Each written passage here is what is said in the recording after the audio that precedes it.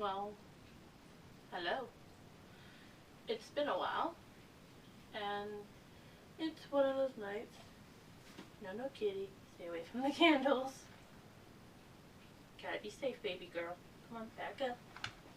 Sorry.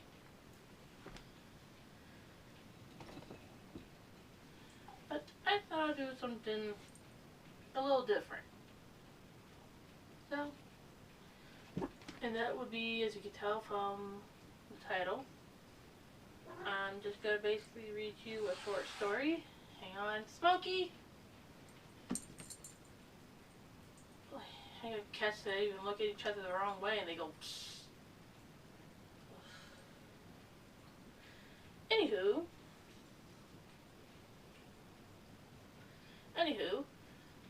I'm going to basically read you a bedtime story from a book called, and we bite, called Many Bloody Returns. It's a book full of short stories, and I've been reading it, and I figured, why not save one of the short stories for you guys? So sit back, relax, possibly turn up the volume to full, because I don't know how badly my phone picks up the audio. I apologize. Are you trying to eat my charger? Do not eat my charger, please. Hey, it is not a toy. 'Tis my charger. Don't give me those cute little eyes either. Anywho, sit back, relax, and get started. Grave Robbed by P.N.L. Rod. And at the end, I'll tell you a little tidbit that they like to put in there with the short stories. I gotta get the bookmark removed. I know, weird area, but hey, what works. Alright, let's get started. Grave Robbed. Chicago, February 1937. When the girl draped in black stepped in to ask if I could help her with a seance, Hal Kemp's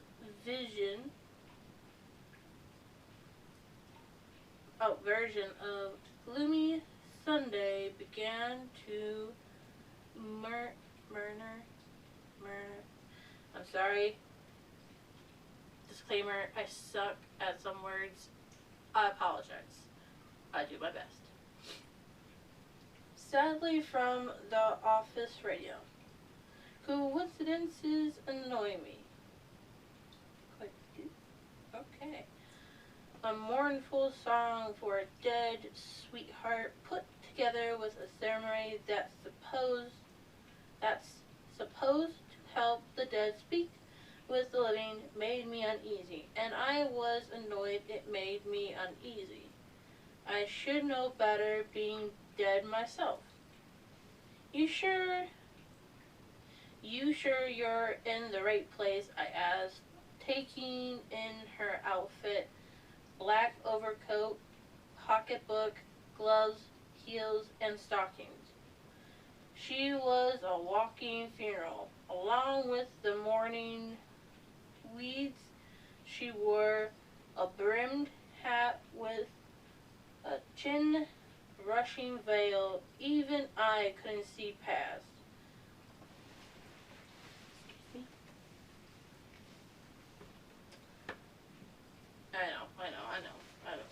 I know.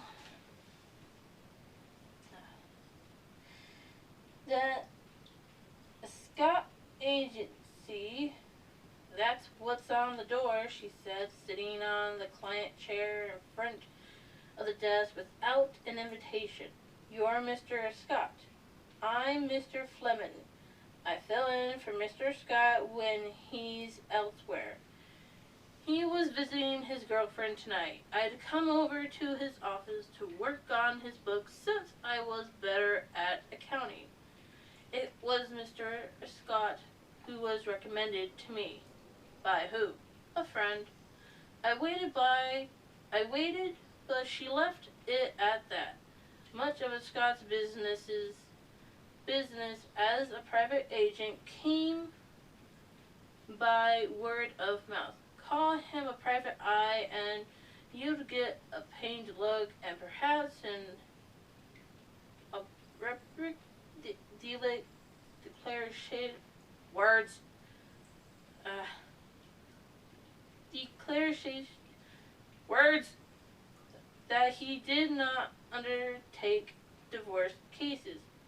His specialty as an agent was carrying out unpleasant errands for the unpleasant or unwilling, not peeking through keyholes, but did a seance qualify?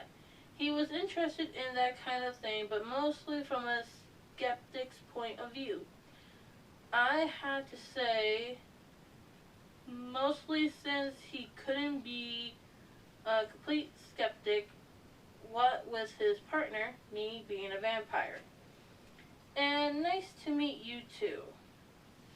Hal Kemp played on in the little office until the girl went to the radio and shut it off.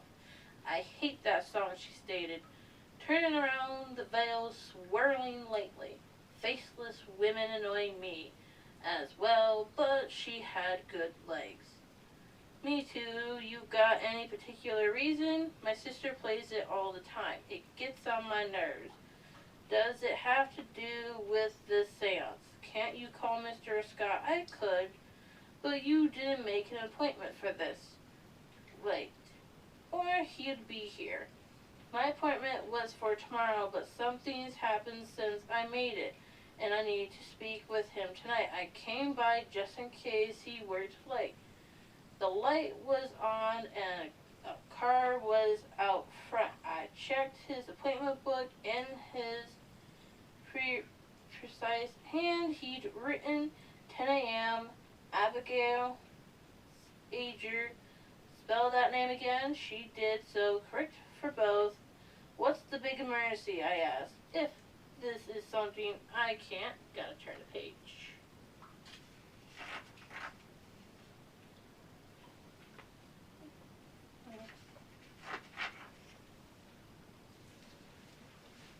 Sorry.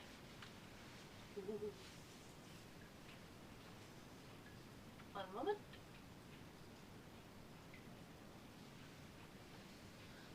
Handled. I'll let him know. But otherwise, you'll find I'm ready, able, and willing.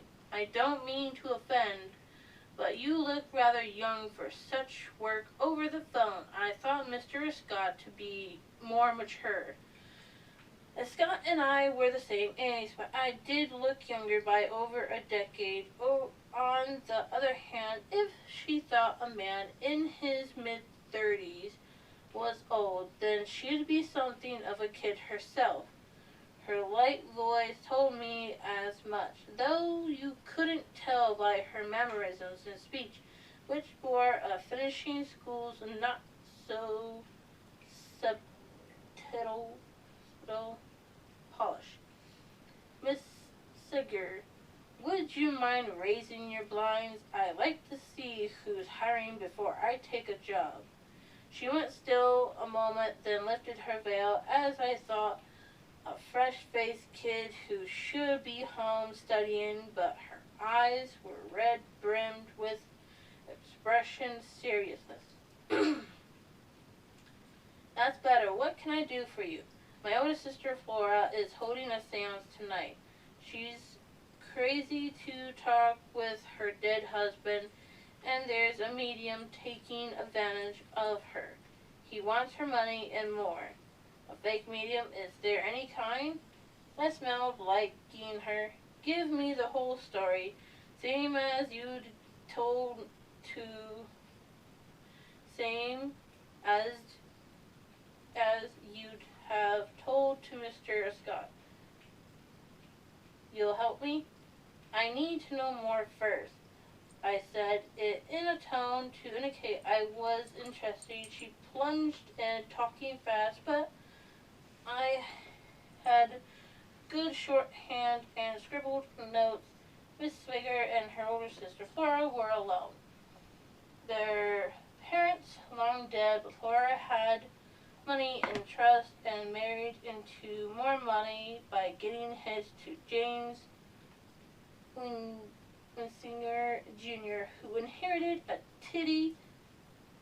tidy fortune some years ago. The Depression had little effect on them. Flora became a widow last August when her still young husband died in a sailing accident on Lake Michigan.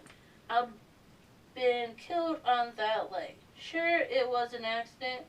A wind shift caused the boom to swing around. It caught him on the side of the head, and over he went. I still have nightmares about the awful thud when he hit and the splash. But it's worse for Flora. She was at the wheel at the time. She blames herself. No one else does.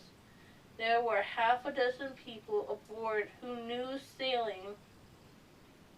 That kind of thing can happen out of the blue.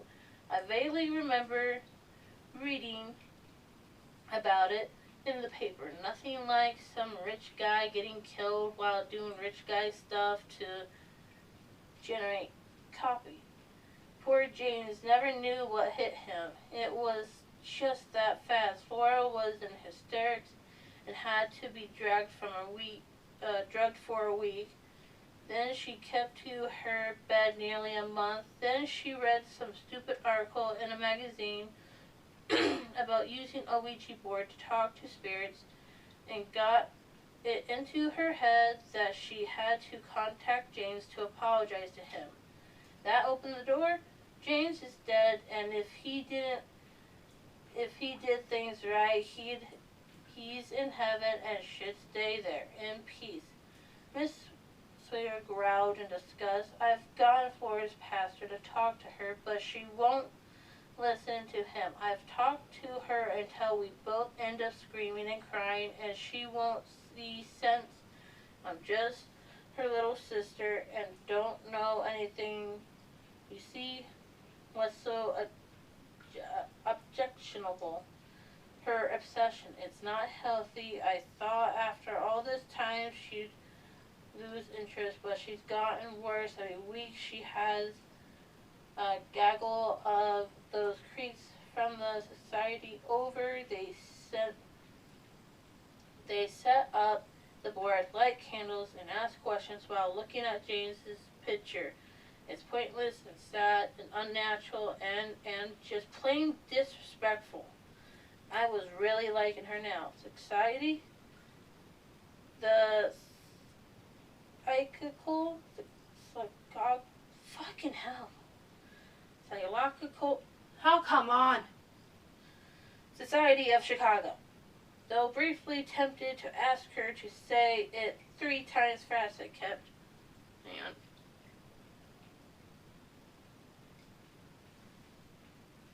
Actually, let's do that. Okay. Now we turn the page.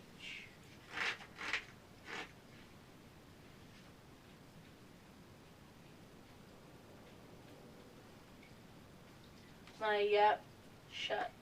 The group investigated haunted houses and held sittings. Their word for seances, writing their experiences up for their archives. Scott was a member. For $1 a year to cover mailing costs, he'd get a pamphlet every month and read the more oddball pieces out to me. The oddest thing is, said Miss Winger, they're absolutely sincere. When one has that kind of belief going, then of course it's going to produce results. What kind of results? They've spelled out the names of all the people who ever died in the house which is stupid because the house isn't that old. The man who supervises these sittings says that's because the house was built over the site of another, so the dead people are connected to it. You see, there's no way to prove or disprove any of it. He's just got an answer for everything and always sounds perfectly reasonable.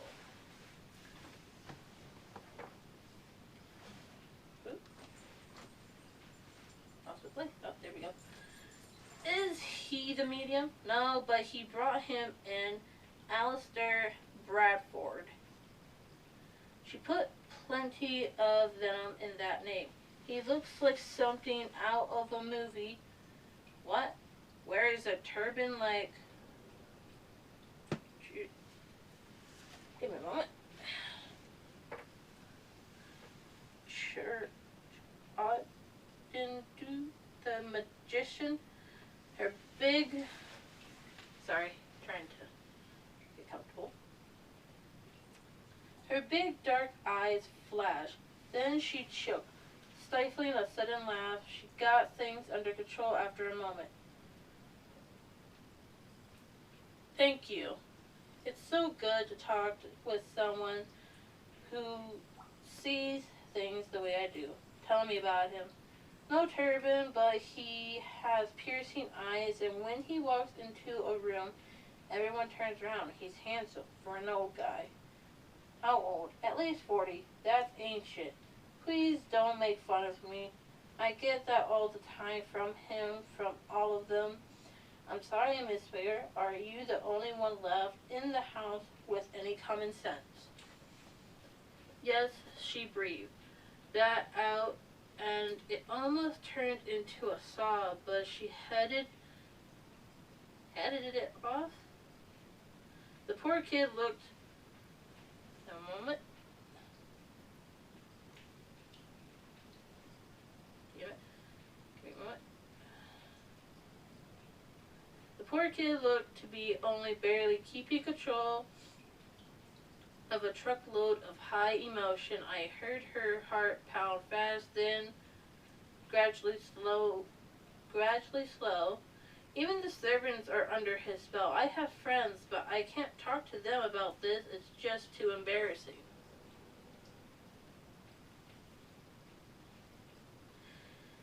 You've been by yourself on this since August? She nodded. Except for our pastor, but he can't be there every day. He tells me to keep praying for Flora, and I do. And still this goes on and just gets worse. I miss James too. He was a nice man. He deserves better than this. What broke the camel's back to bring you here. Before Alistair Bradford came, all they did was play with that stupid Ouija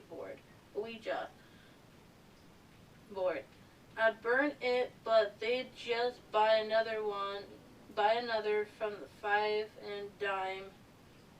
And after he was introduced, they began holding real seances. I don't like any of that stuff, and I don't believe in it, but he made it scary. Excuse me. What the fuck? It's as though he gets taller and broader, and his voice changes. With the room almost totally dark, it's easy to believe him. They let you sit in, just the once, on different so long as I kept quiet. When I turned the lights on in the middle of things, Laura banished me. She said my negative thoughts were preventing the spirits from coming through and that I was endangering Bradford's life. You're not supposed to startle a medium out of a trance or it could kill him. I wouldn't mind seeing that. But he was faking. While they were all yelling, I had my eye on him, and the look he gave me was pure hate, and he was smiling. He wanted to scare me, and it worked. I have kept my door locked and haven't slept much. I don't blame you. No one believes you. Of course not. I'm not in their little club, and to them I'm just a kid. What do I know? Kids have instinct, and kids have instinct. A good thing to follow. Is he living in the house? Ooh, is he?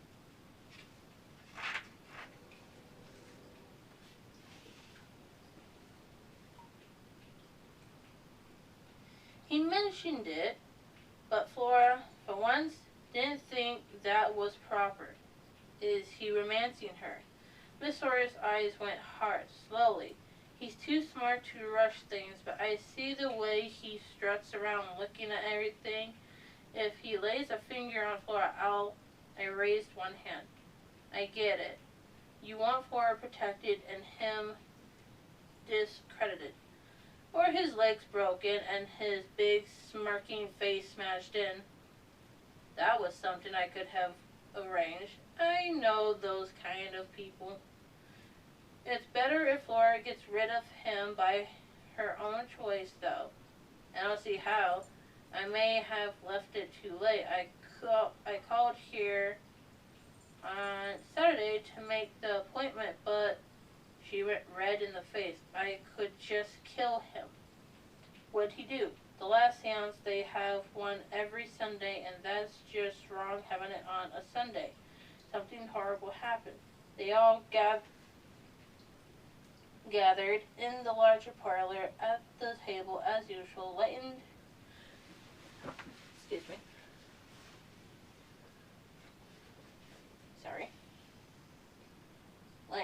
candles and put out the lights. Soon as it went dark, I slipped in while they were getting settled. There's an old Chinese screen in one corner, and I hid behind it during their seance. Negative feelings my foot. No one's noticed me yet, not even Bradford.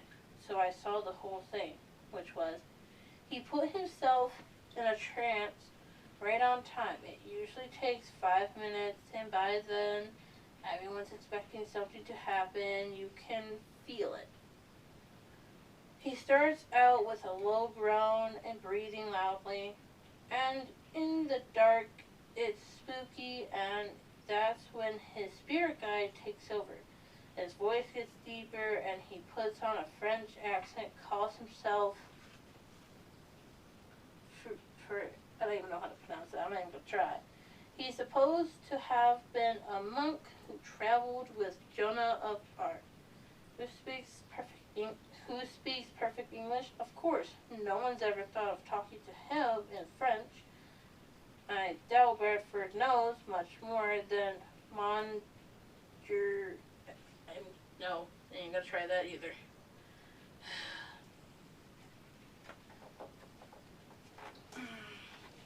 Sorry. She'd attended a good fishing school, speaking with the right kind of pronunciation.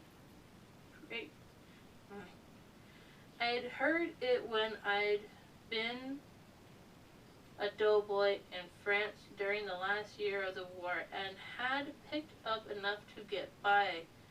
Much of that was too rough for Miss Sawyer's tender ears, though. And the horrible thing that happened, it was at the end. He pretends to have passed on messages from James. He can't have James talk directly to Flora, or he'd trip himself up. He doesn't pass too many messages either, just general stuff about how beautiful it is on the other side. She tries to talk to him and ask him things, and she's so desperate. Not for words, she always cries, and then she goes back for more. It's cruel, but this time he said he was giving her a sign of what she should do. I didn't know what that meant until, well, Bradford finished just then and pretended to be waking from his trance. That's when they found what he'd snuck on the table. It was James's wedding ring. the one he was buried with. I gave that the pause it deserved. Not a duplicate? She shook her head, a fast, jerky motion. Hold on.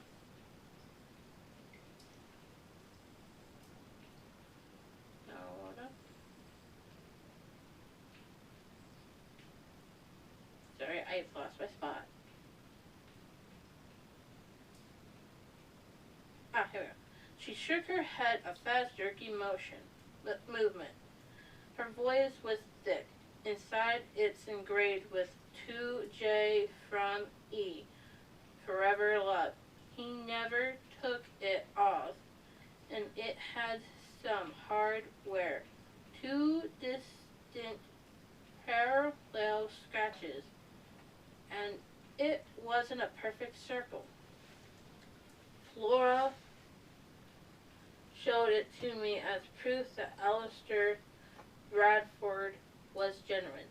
She didn't want to hear my idea that he dug up and robbed James's grave. I thought she'd slap me. She's going crazy, Mr. Fleming. Call me Jack. Jack, Flores never raised a hand to me, even when we were kids, and I was being bratty. But this has her all turned around. I thought Mr. Scott could find something out about Bradford that would prove him a fake or come to a seance and do something to break it up. Well, I don't think she'll listen now. The last thing Bradford said before his trance.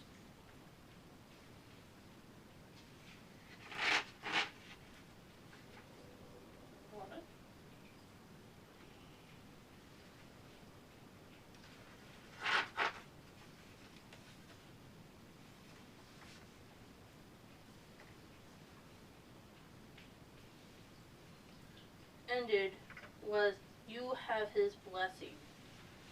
Put that with the ring, and I know it means if he asks Flora to marry him, she'll say yes, because she'll think that's what James would want. Come on, she can't be that stupid, foolish, under a spell. She is. That's what's driving me crazy. She should be smarter than this. Grief can make you go right over the edge. Guilt can make it worse. And I bet she's lonely too. She should have gone to a head doctor, but picked up a Ouija board instead. This Bradford asks for money. He calls it a donation. She's given him $50 every time. He gets that much for all his sittings, and he does 30 to 40 a month. My sister's not the only dope in town. My mouth went dry. 50 a week was a pricey income, but that much times 40, I was in the wrong business. I'd gone 25 a week back in New York as a reporter. I counted myself lucky. Well, it's safer than robbing banks. Your sister can give him more by marriage. Yes, her trust money and the estate from James. Bradford would have it. The house never have to work again. Please, can you help me stop him? I thought of the people I knew who broke bones for a sawbuck, and could make a man disappear for twice that. I need to check this. You know, I only have your side of things, and I'm just a kid. Miss Swigger, I'd say the same thing to Eleanor Roosevelt if she was in that chair. Let me make a phone call. Anyone going to be worried you're gone? Oh, give me a moment. snuck out and got a taxi. Flora and I had a fight tonight, and she thinks I'm sulking in my room. She's busy anyway, the new seance. Uh-oh. I dialed Gorgie at the Nightcrawler Club and asked if he had any dirt on an Alistair Bradford, professional medium. Medium what? Asked Gordy in his sleepy-sounding voice.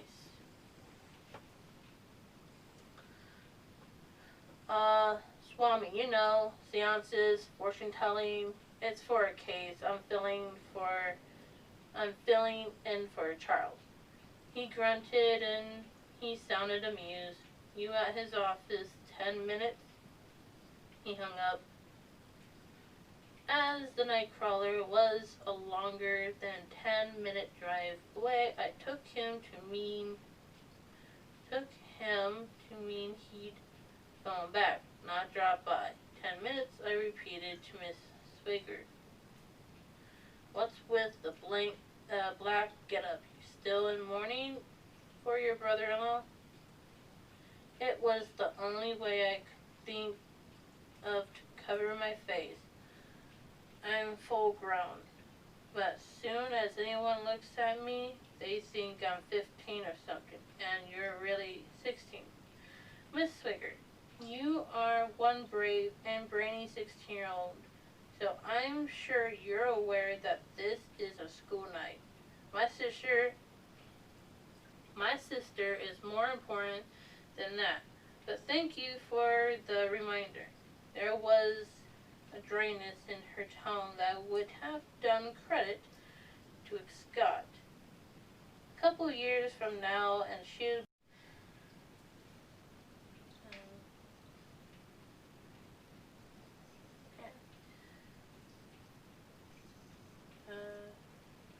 there was a dryness in her tone that would have done credit to a Scot. A couple years from now, and you'll be one formidable young woman. What time is the seance? 9 o'clock as always. Not at night, not at midnight?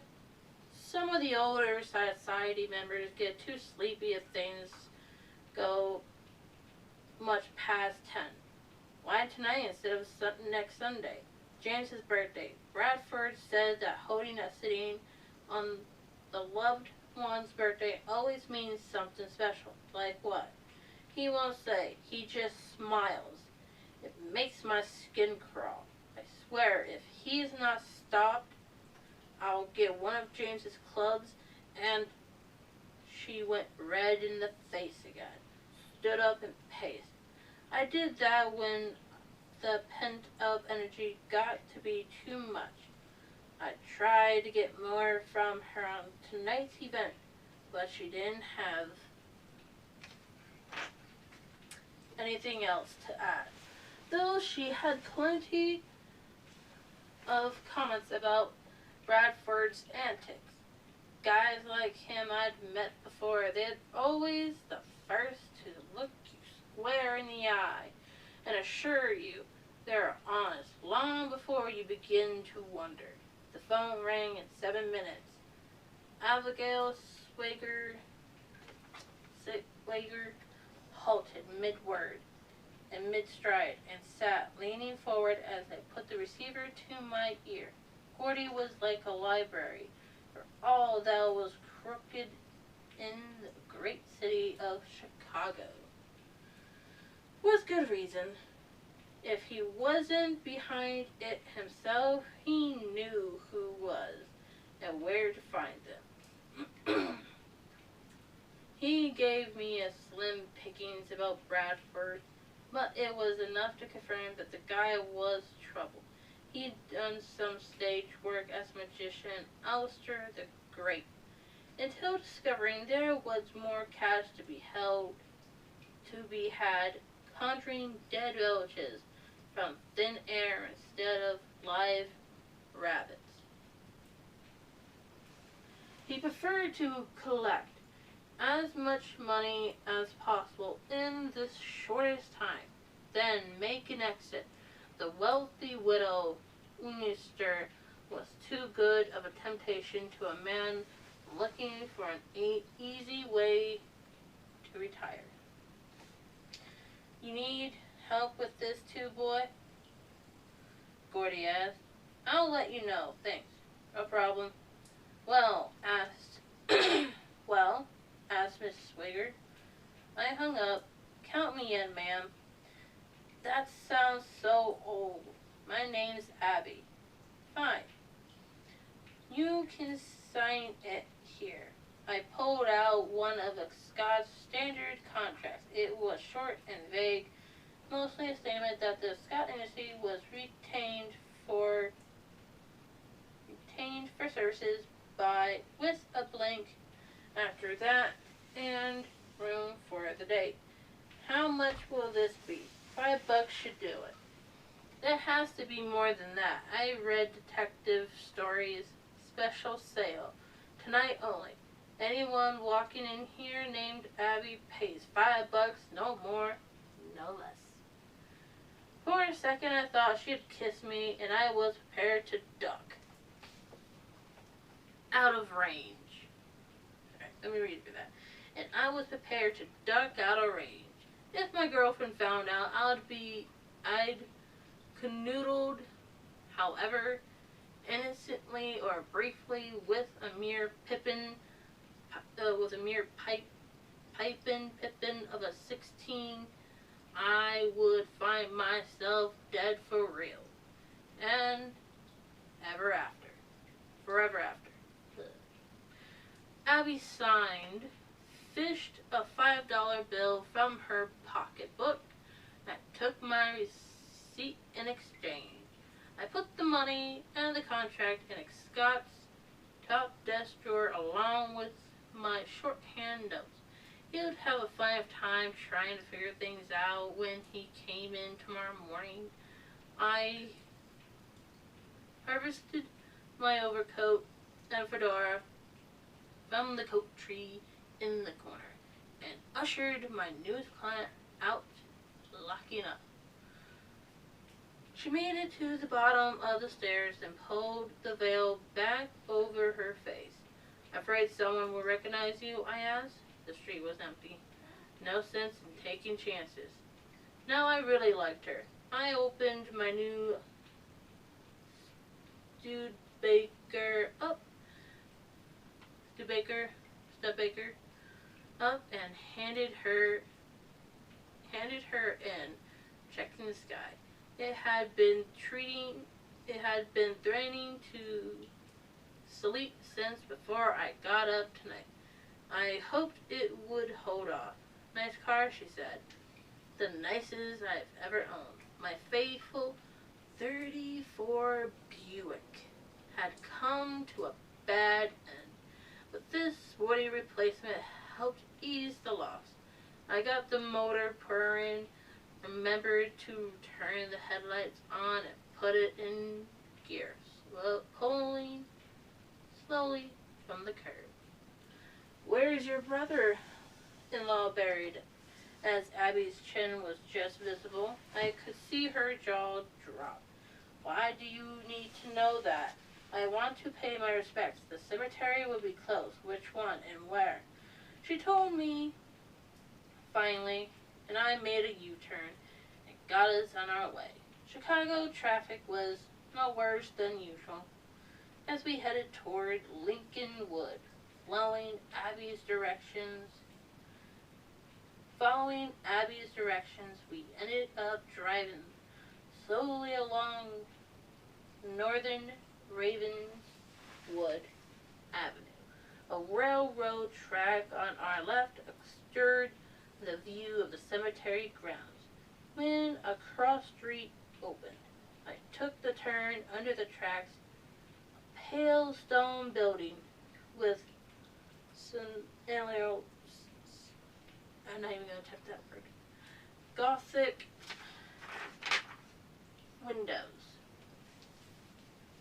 and a square 2-storied tower with a number of slender round towers at the corners and along the front wall looked back at us. It had too much dignity dignity to be embarrassed. Gates that blocked its arched central opening were indeed closed. Told you, said Abby. Is Mr. Winger anywhere near the front? This place looked huge. They only put fancy stone buildings like that in front of the really large cemeteries. Go back south and turn on Braemar. I'll tell you when to stop. What the lady said, it took a while to find a significantly secluded place to park. Then Abby provided very specific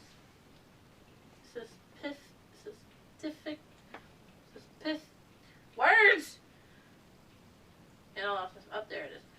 Directions to the grave, which was not too far from the boundary wall. What are you going to do? She asked. I was about to say she didn't want to know, but decided that would get me an observation about not treating her like an adult.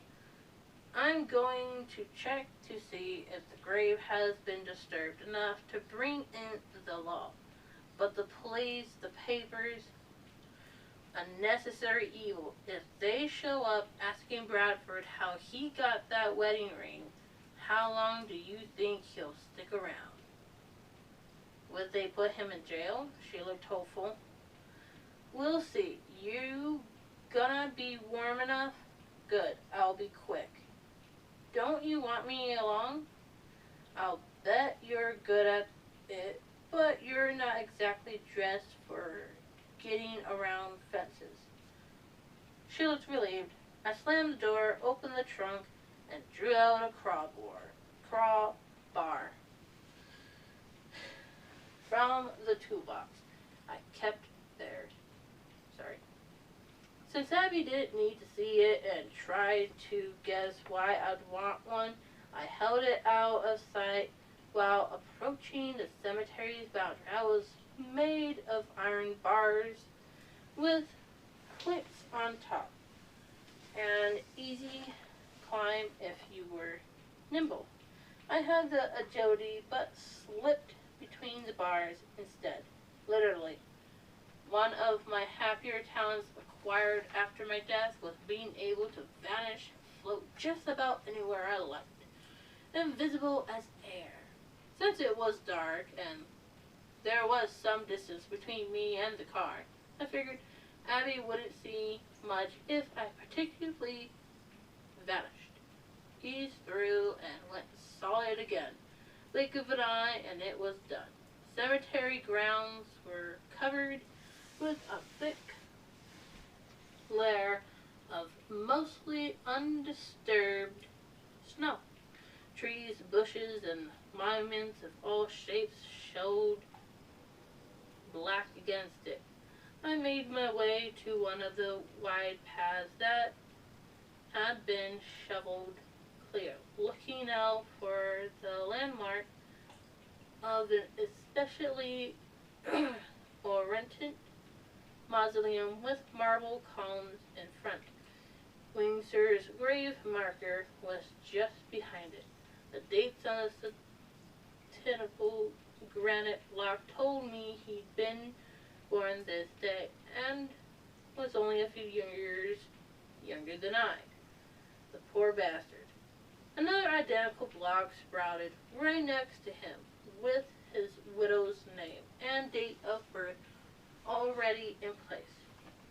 The snow lay differently over his plot, clumped and broken, dirtier than the stuff in the surrounding air. Footprints were all over, but not being an Indian tracker, I couldn't make much from them. Only that someone had recently been busy here and worn galoshes. I poked the long end of the crowbar into the soil, and it went in far too easily. The ground that had 7 months to settle and freeze in the winter weather would have put up more resistance. Bradford, or someone working for him, had dug down, opened the coffin, grabbed the wedding ring, and put the earth back. Then he'd taken the trouble to dump shovelfuls of snow on top so a casual eye wouldn't notice. He was probably hoping there'd be another fall soon to cover the rest of the evidence. The ghoulishness of the robbery appalled me. The level of greed behind it disgusted. I knew some tough customers worked for Gordy, and even they would have balked at this level of love. The moment Abigail Sawyer told me about Windsor's death on the lake, I'd signed myself onto the job. Something twinged inside me then.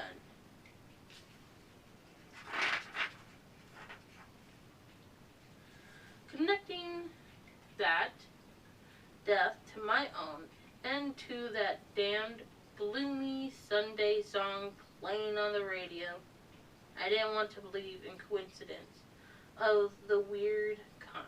Signs and portents were strictly for the fortune tellers at the midway.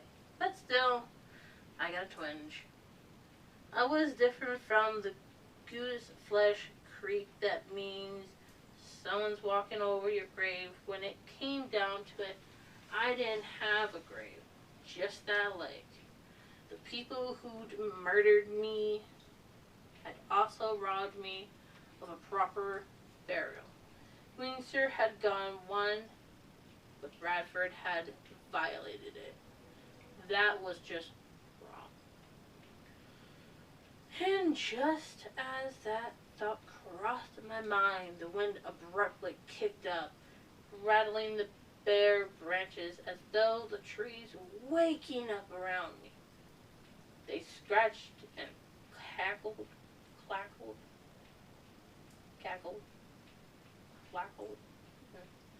and tried to not imagine bones making a similar noise, but it was too late. "All right, keep your shirt on," I said to no one in particular. Stepping away from the grave, it sure as hell felt like someone was listening. I was dead, or undead, surrounded by acres of truly dead.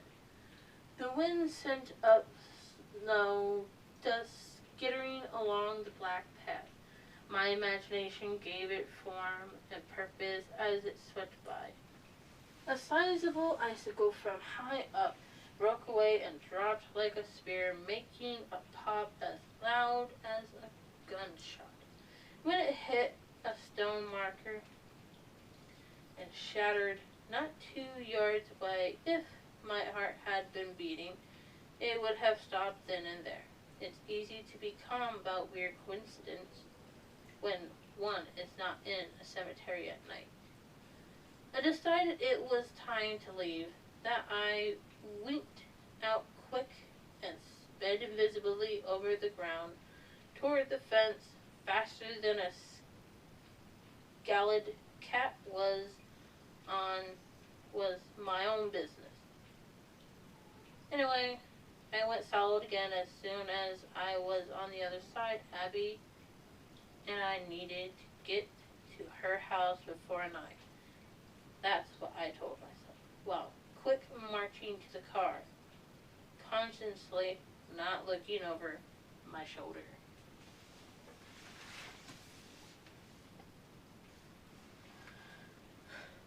Rich people live in some damned oddball houses. The Windsor place was started out with Frank Lloyd Wright.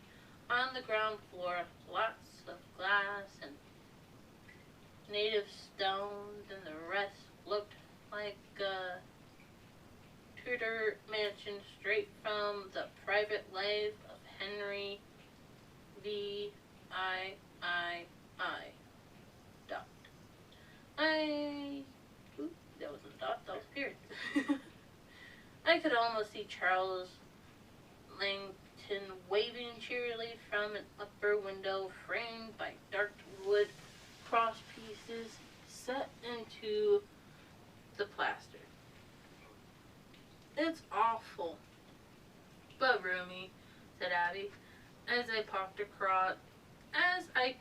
across the street to indulge in a good long stare. You okay for going back without getting caught? Yes, but aren't you coming in? This is the part where I do some sneaking around. They'll catch you. They'll think you're a burglar. You hired an expert. Look, we can't go through the front, so you can't introduce me to everyone. It'll put Bradford on his guard, and your sister will be within her rights to kick me out. What will you do? Exactly what's needed to get rid of him. And for that, you need an alibi, so they'll know you aren't involved. This means you can't hide behind that screen as usual. You said they're servants. Do they eavesdrop? Perfect. They think, perfect. Think you can eavesdrop with them? It wouldn't be the first time. Good for you. Whatever happens, I want them to truthfully vouch that you were with them the whole time. This keeps you off the hook with Flora. I'm going to do my best to make Bradford look bad, so you have to be completely clear. Can you look innocent? Never mind, you're a natural. I checked my watch. 20 to 9. I need a sketch of the floor plan. I pulled a shorthand pad from the glove compartment and gave her a pencil.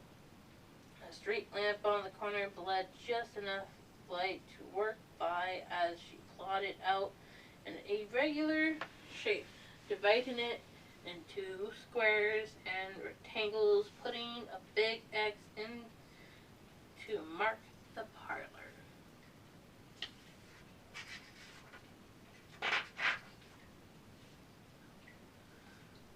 That's the ground floor. She handed the pad over. Kitchen, dining room, card room, music room, small parlor, large parlor. That's where they have the seances. How will you trade secret? You'll get your money's worth and then some. Now beat it. Shuck those weeds and keep some witnesses around you.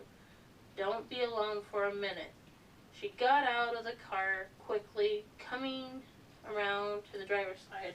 I rolled the window down. One more thing. She bent to be at eye level. Yes? When the dust settles, don't give your sister any I told you so's, okay? Abby got a funny look, and I thought she'd ask one more time about what I'd be doing, and I would have to put her off, not being sure myself. Instead, she pecked me a solid one right on the mouth, and honest to God, I did not see it coming. Good luck, she whispered, and scampered off. No point in wiping away the lip color. She wasn't wearing any. Dangerous girl. I felt odd. I took the car around the block once and found a likely place to leave it.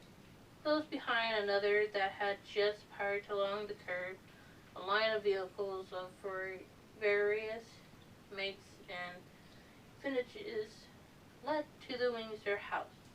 Partygoers, I thought. A well-bundled couple emerged and stalked carefully along the damp sidewalk toward the lights. Slouching down, I waited until 5 to 9, then got out and followed. Not as many lights showed around the curtains now, but I could hear the noise of a sizable gathering within the walls. The possibility of sneaking in to blend with the crowd occurred, but I decided against it. Groups like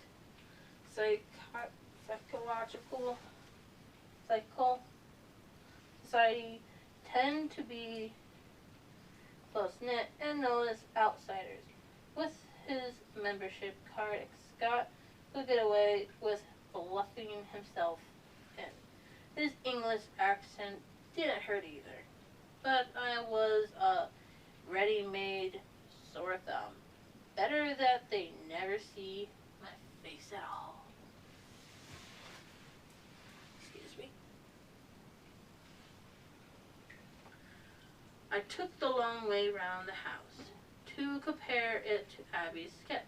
She had not marked the windows, not that I needed to open any to get inside.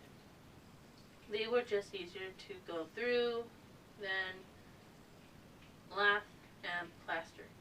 Picking a likely one above the large parlor, I vanished, floating up the wall, and sped through by way of the cracks. Bumbling around in the space on the other side, I regretted not getting a sketch of the second story. As well, the room was big, and I sensed furniture shapes filling it, though my hearing was muffled. I determined no one else was there, and consciously reformed, taking it slow, an empty, dark bedroom, and laid out on the bed was a man's dressing gown. Neatly together on the floor were his slippers. The rest of the room was in perfect order. Personal items set out on a bureau, no dust anywhere, and yet it didn't feel lived in. No one is ever this tidy when they're actually using such things. The hair went up on the back of my neck. This was too high quality to belong to the butler. The JW engraved into the back of a heavy silver brush confirmed it. The room was a shrine. I concluded Flora Windsor was in sore need of real help to deal with her grief and guilt. Not well-meaning morons with Ouija boards. The upstairs seemed to be deserted, but I crept softly along the hall, ready to vanish again if company came. The downstairs noise was loud from several conversations going on at once, the same as for any party, but no music, no laughter. Nosy, I opened doors. The one nearest Wingster's room led to Flora's. To judge by the furnishing and metaphysical reading matter, I never understood why it was that rich couples sometimes went in for a separate bedroom, even when they really liked each other. Her closet was stuffed with dark clothing, all the cheerful print dresses and light colors shoved far to either side. Women wore dark things in the winter, but this was too much. There was an out-of-place looking portable record player on a table by the bed. The only record on the spindle was Kemp's Gloomy Sunday. Enough already. I got out before I had another damn twinge. One of the hall doors opened to a sizable linen cupboard. I stepped in and put on the light. With my vision, the night is like day to me, if there is any kind of illumination, but not so much in interior rooms with no windows. This place reminded me of a hidden room under Scott's kitchen where I slept while the sun was up. I took off my overcoat and hat, putting them on out of sight in the back on an upper shelf. I wanted to be able to move around quick if required. Sheets and towels filled other shelves along with some white filmy material that I figured out were spare curtains when I was a kid, my mom drafted me twice a year to help change the winter curtains to summer and back again. No matter that it was women's work, I was the youngest and available. I held the fabric up and it was just like what Mom used. In a lightened room, you could see through it, but in a dark place with only a candle burning and imaginations at a fever pitch, yeah, I could make good use of it. The widest, longest piece folded up small, and I easily pushed it into the gap between my belt and shirt in the back. I wanted something more spectacular than a funhouse spook. Items in Wingser's room would do it. From his bureau, I pocketed the hairbrush, a pipe, a comb, and some keys, and checked out a bottle of aftershave cologne. Aqua Velva was good enough for me, but rich guys had to be different. I shook some into my hands and gave myself a thorough slapping down face, neck, hands, and leg bowls. Fortunately, it smelled pretty nice. Downstairs, things suddenly went quiet. The seance must be starting. No time for further refinements. I vanished and sank straight through the floor until I had cleared its barrier and was sure it was now a ceiling. I hovered high, listening. They sing happy birthday. I could have done without that. The mostly in-key singing ended, then a man gently urged, blow them out and make a wish for him, Flora. The soft applause that followed indicated success. Then there was general shuffling and scraping as they took seats. No one spoke, which was odd. People talked at parties. Silence now, as long a stretch of silence. I took the pause as an opportunity to explore the edges of the room. Certainly, I bumped and brushed into people, and they'd shiver in reaction, because in this form, I would feel like a cold draft to them, but the silence held out too much trouble. I found a corner and determined this was where Abby hid herself. She was absent, so I gradually reformed.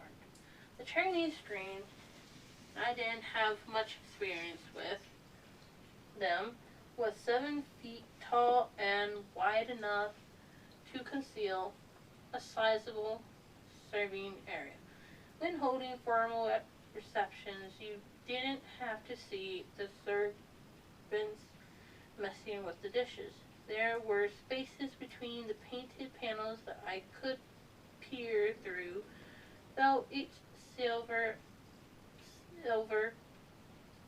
space provided sliver of space provided a different angle on things.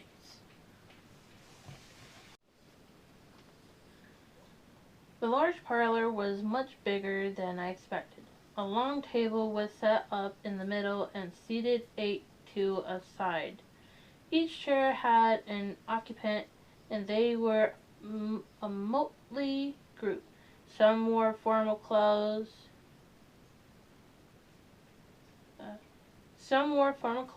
Others were artistically bohemian. An older, more polished, more somber version of Abby sat at one end on the side, on one end of on the side opposite of me. Flora Wingser.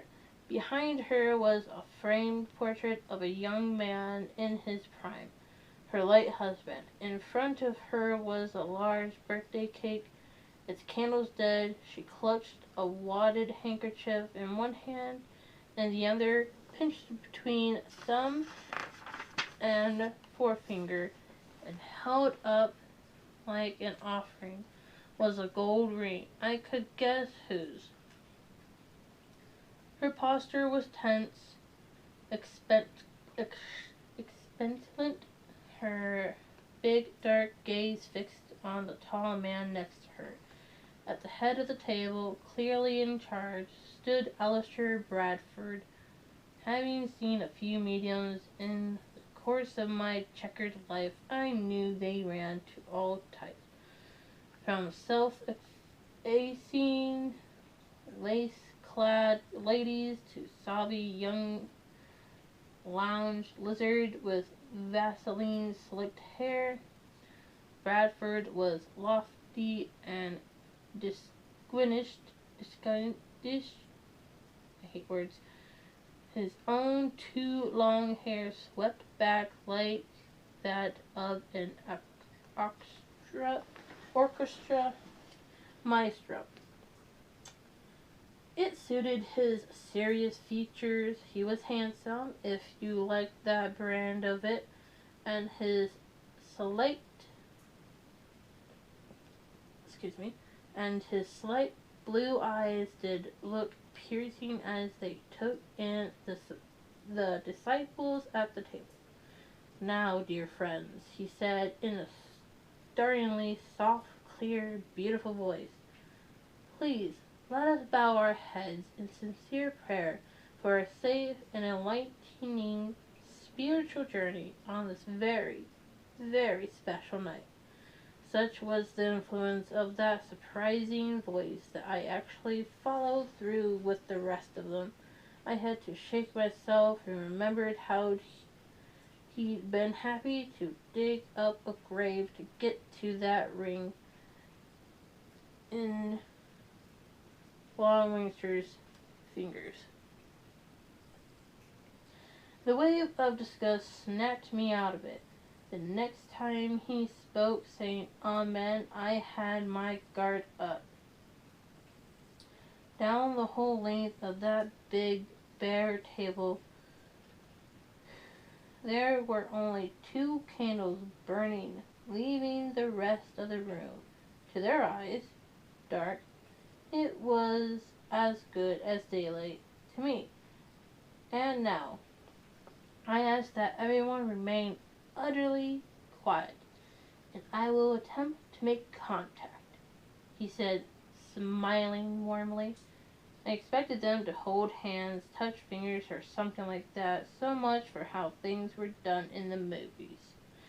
Bradford sat, composed himself with his palms flat on the table, and shut his eyes. He drew in a deep breath, audibly releasing it. In contrast, no one else seemed able to move. Laura looked at him with an intense and heartbreaking hope that was terrible to see. His stertorous breathing gradually got louder. The man knew how to play things to raise the suspense, and I knew how to bust it.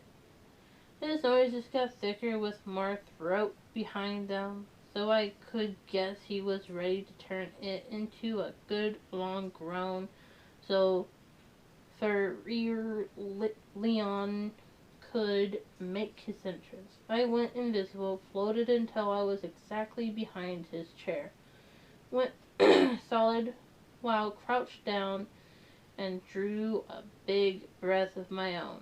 During the brief silence between his puffings, I cut loose with loudest, juiciest Bronx cheer I could manage, then vanished. In a tense, emotion-charged room, it had a predictable effect. I slipped behind the screen to watch. His rhythm abruptly shattered. Bradford looked around in confusion, as did the others. Some seemed scandalized. A couple were amused, and one guy suggested that perhaps there was a playful spirit in the room already. A more practical man got up to check my corner, which was the only hiding place, and announced it to be empty. A few of them noticed the cologne and mentioned it, much to their delight. Laura finally confirmed that it was James's scent hanging in the air. She sounded awful. Bradford made no comment. After some excited discussion that didn't go anywhere, they settled down and Bradford started his breathing routine again. I watched and waited. Ferrier Leon eventually began to speak through Bradford, and to give him credit, it was a damned well done French accent. His voice was rougher, deeper in pitch, very effective in the dark. I ventured forth again, keeping low while he gave them a weather report for the other side. I went solid just long enough to call out a handy bit of French I'd learned while on leave in Paris. The loose translation was, "How much for an hour of love, my little cabbage?"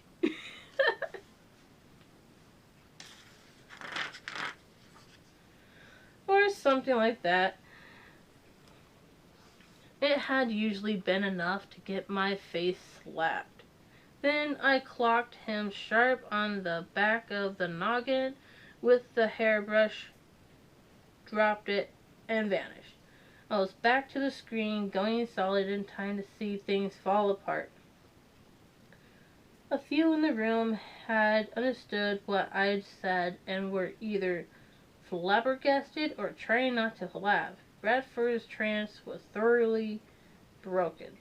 He launched from his chair to look behind it, startled as the rest. He remembered himself, though, and flopped down again, apparently in a state of collapse. They fussed over him, and the electric chandelier was switched on. Somewhere in the middle of it, Laura spotted the hairbrush. She froze, screamed, and sat down fast, sheet white and pointing to where it lay on the floor.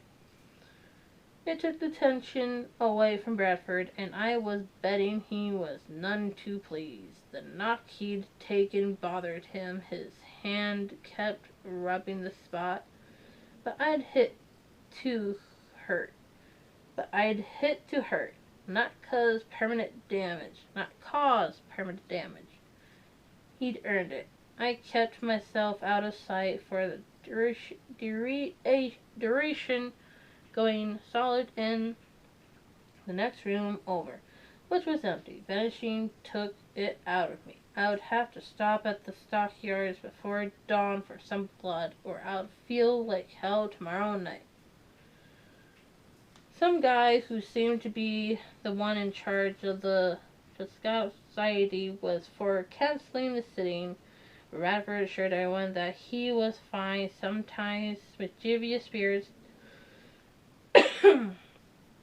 delighted in disrupting things, unless, of course, there was a more earthly explanation. With Flora's permission, the ground floor was searched for uninvited guests. I had to not be there for a few minutes, but didn't mind. Elsewhere in the house, probably the distant kitchen, I heard strident voices denying any part of the business. Abby's was in that chorus, her outrage. Gentlemen, good girl. This time it took longer for everyone to settle down, though the hour... One moment.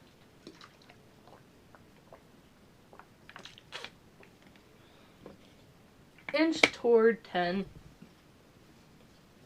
None showed signs of being sleepy enough to leave. The entertainment was too interesting. The hours struck, and they assembled in the parlor again. On the long table, fresh candles were substituted for the ones that had expired. The chandelier was switched off. From my vague point at the screen, I tried to get a sense of Flora's reaction to things. She had this silver-backed hairbrush square in front of her and kept looking at it. she had to be the gracious hostess, but her nerves were showing in the way she played with the handkerchief. She'd rip it apart before too long, as she took her seat again close to Bradford. She held Jesus Christ, I'm so sorry. As she took her seat again close to Bradford, she held the wedding ring out as before, but her fingers shook. Third time's the charm, I thought, and waited. Bradford did his routine without a hitch, and before too long, old 3 Leon was back and in a thick accent, offered them greetings and a warning against paying mind to dark spirits who could lead them astray from the true path. That's what he called it. I just shook my head, assembling my borrowed weapons quietly on the serving table. A napkin scrounged from a stack at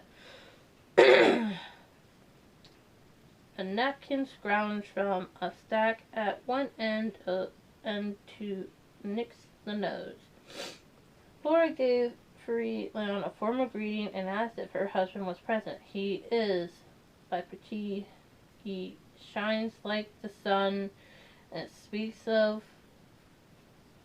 his love for you.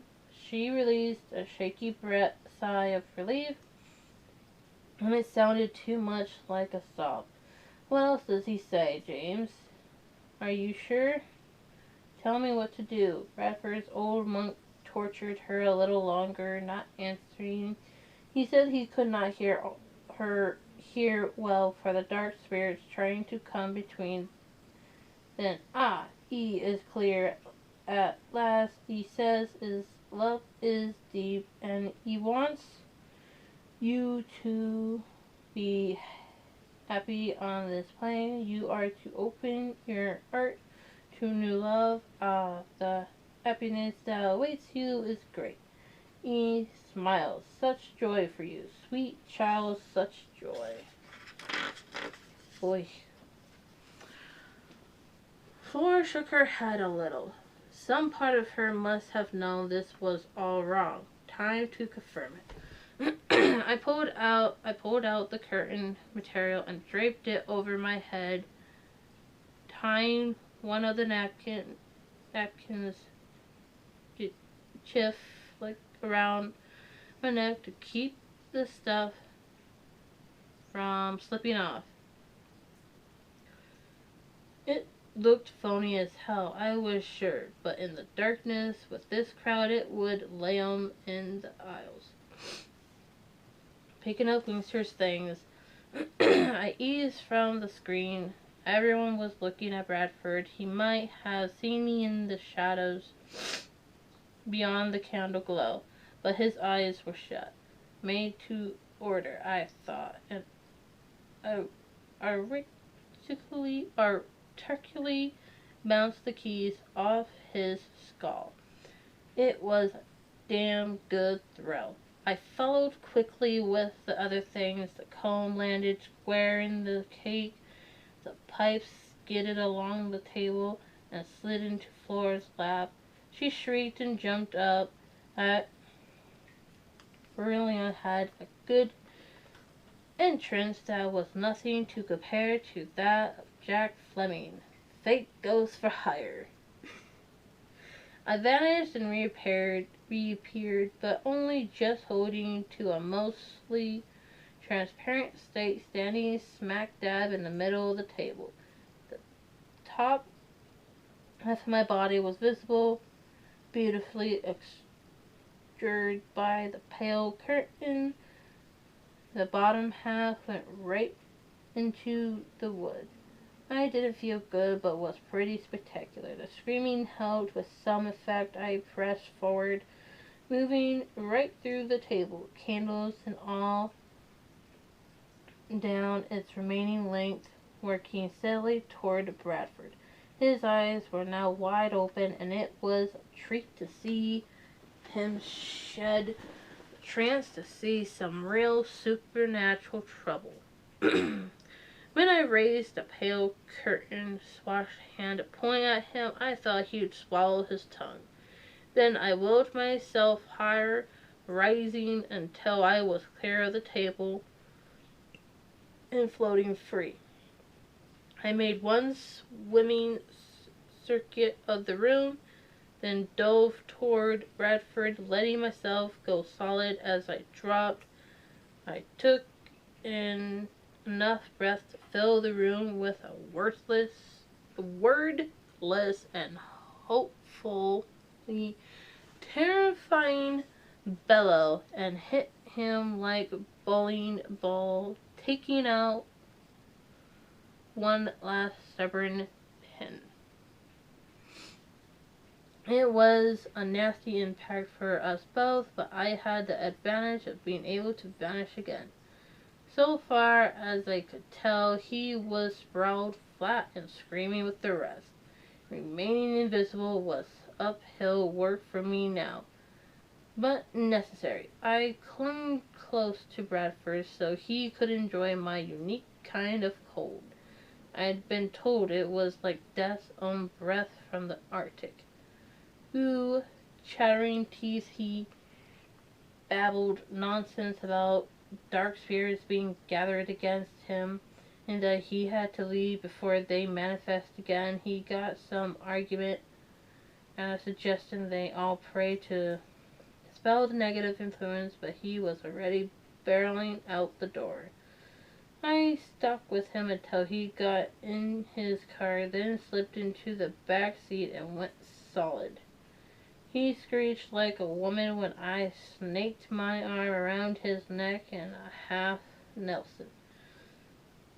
I'm damn strong. He couldn't break free. When he stopped making noises, I noticed him staring at the rearview mirror. It was empty, of course. Leaning in, my mouth close to his ear, in my best imitation of the shadow, I whispered, "Game's over, Gil, digging up that grave, pissed off the wrong kind of things. We're on to you, and we're hungry. You want to see another dawn?" He whimpered, and the sound of his racing heart filled the car. I took that as a yes. Get out of town, get out of the racket, go back to the stage. Better a live magician than a dead medium. Got that? Got that? Not waiting for a reply, I vanished, exiting fast. He gunned the motor to life and shot away like Barney Oldfield looking to make a new speed record. As the wrecked evening played itself out to the survivors in the parlor, I made it back to the linen closet, killed the light, and parked my duff on an overturned bucket to wait in the dark. I needed to rest.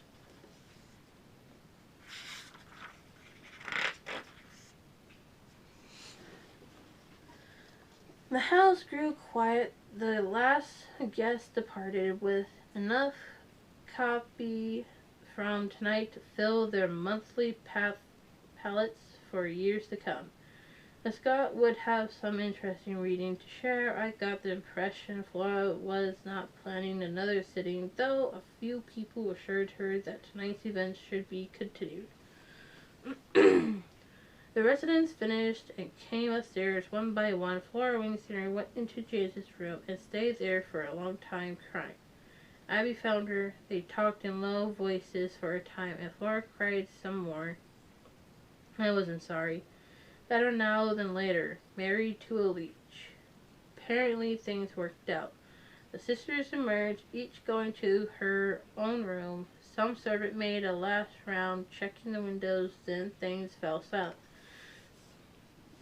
I've taken off the spook coverings, folding the curtain and napkin, sliding them in with similar ones on a shelf, Retrieving, retrieving my coat and hat, I was ready to make a quick exit until catching the faint sound of gloomy Sunday seeping through the walls. Damn. This night had been a flying hell for Bradford, but Flora was still stuck in her pit. She might dig it even deeper until it was a match for her husband's grave. Someone needed to talk sense into her. I felt the least qualified for the job, but soon as I recognized the music, I got the twinge again. I did my vanishing act and went across the floor's room. The music grew louder as I floated toward it, just solid enough to check the lay of the land. The lights were out, only a little glow from around her heavy curtains, enough to navigate and not be seen. Quick as I could, I reformed, flicked the photograph's needle arm clear, and pulled out the record. It made a hell of a crunch when I broke it to pieces. There was a feminine gasp from the bed, and she fumbled the light on. By then I was gone, but sensed her coming over. Another gasp, then James. Her voice quivered with that heartbreaking hope, now tinged with anguish. James, oh please, darling, talk to me. I know you're here. She'd picked up on the cologne. James, please. James, please. This would be tough. I drifted over to a wall and gradually took shape, keeping it slow so she had time to stare, and if not get used to me, then at least not scream. Hands to her mouth, eyes big, and her skin dead white. She looked ready to faint. This was cruel, a different kind from Brad's type of torture, but still cruel. James sent me, I said, keeping my voice soft. Please don't be afraid. She'd frozen in place, and I wasn't sure she understood. I repeated myself, and she finally nodded. Where is he? She demanded. Matching my soft tone, he's with God. It seemed best to keep things as simple as possible. Everything that man told you was a lie. You know that now, don't you? She nodded again, the jerky movement very similar to Abby's mannerism. Please let me speak to James. He knows already. He said to tell you it wasn't your fault. There's nothing to forgive. It was just his time to go, that's all. Not your fault. But it was. Nope. I raised my right hand. Swear to God, and I should know. That had her nonplussed. But who are you? Just a friend. The clown, it's his. So you'd know he sent me. Flora, he loves you, and knows you love him. But this is not the way to honor his memory. He wants you to give it up before it destroys you. He's dead, and you're alive. There's a reason you're here. What? Tell me. Doesn't work like that. You have to find out for yourself. You won't find answers in a Ouija board, though. Flora had tenderly moved closer to me. You look real. Thanks. I try my best. I can't stay long. Not allowed. I have to make sure you're clear-headed on this. No more guilt. It wasn't your fault. Get rid of this junk and live your life. James wants you to be happy again. If not now, then someday. That's all, Flora. That's a lifetime. A good one if you choose it. Alright. Would you tell James? He knows. Now get some sleep. New day in the morning. Enjoy it. I was set to gradually vanish again, then remembered. Oh, last thing, Flora. James's wedding band? I held my hand out. Oh no, I can't. Yes, you can't. It belongs with him, and you know it. Come on. Fresh tears ran down her face. But maybe this time there would be healing for her. She had his ring on a gold chain around her neck and reluctantly took it off. She read the inscription one more time, kissed the ring, and gave it over. Everything will be fine, I said. This is from James. I didn't think he'd mind. I leaned over and kissed her on the forehead. very lightly and vanished before she could open her eyes. For the next few hours, I drove around Chicago feeling like a prize idiot and hoping I'd not done even worse damage to Flora than Alistair Bradford. I didn't think so, but the worry stuck. Eventually, I found my way back to the big cemetery and got myself inside, walking quickly along the path to the fancy mausoleum and the grave behind it. I was damn tired, but had one last job to do to earn Abby Sayers $5. Pinching the ring in my fingers as Flora had done at the seance, I extended my arm and disappeared once more, this time sinking into the earth. It was the most unpleasant sensation, pushing down through the broken soil, pushing until what had been my hand found greater resistance. That would be James Winger's coffin. I never attempted anything like this before, but was reasonably sure it was possible. This was a hell of a way to find out for certain. Pushing just a little more against the resistance, it suddenly ceased to be there. Carefully, not thinking what that meant, I focused my concentration on getting just my hand to go solid. It must have worked because it hurt like fury. Felt like my hand was being sawed away at the wrist. Just before the pain got to be too much, I felt the gold ring slip from my grasp. One instant I was 6 feet under, my hand in a coffin, and the next I was stumbling in the snow, clenching my wrist and trying not to yell too much. My hand was still attached. That was good news. I worked the fingers until they slipped. They stopped looking so claw-like, then sagged against the tree. What a night. I got back in my car just as the sleep began ticking against the windows, trying to get in. It was creepy. I wanted some sound to mask it, but hesitated, turning on the radio, apprehensive that gloomy Sunday might be playing again. What the hell? Music was company, proof that there were other people awake somewhere. I could always change the station when it warmed up. Bing Crosby sang Pennies from Heaven. Someone at the radio station had noticed the weather, perhaps, and was having his little joke. I felt that twinge again, but now it raised a smile.